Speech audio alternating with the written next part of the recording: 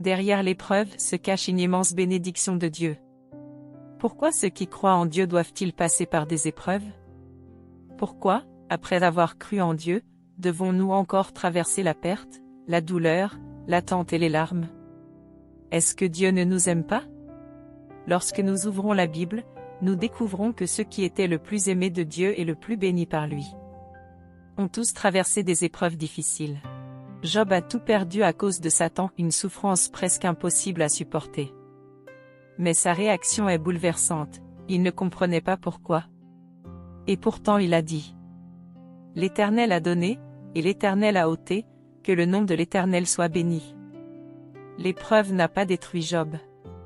Au contraire, elle l'a rapproché davantage de Dieu. Finalement, Dieu lui est apparu et l'a béni au double. Abraham, toute sa vie, a marché sur le chemin de la foi. L'épreuve la plus difficile fut lorsque Dieu lui demanda d'offrir son propre fils. C'était un choix extrêmement douloureux, mais il a obéi. Au moment où il leva le couteau, Dieu l'arrêta. Car ce que Dieu voulait n'était pas la vie de son fils, mais son obéissance. Finalement, Dieu lui accorda une promesse encore plus grande, et il devint le père de nombreuses nations. Dieu dit: plus Dieu épure les gens, plus les gens ont un cœur capable d'aimer Dieu.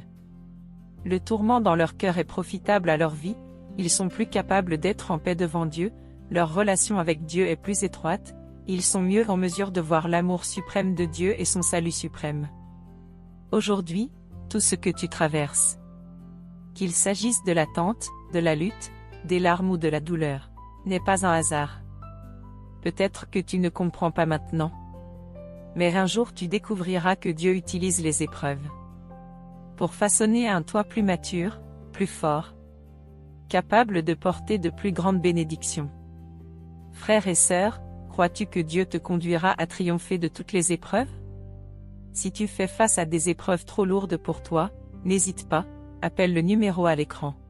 Nous apprendrons gratuitement la parole de Dieu ensemble. Même si aujourd'hui tu ne comprends pas tout, sache que Dieu a déjà préparé ta bénédiction devant toi.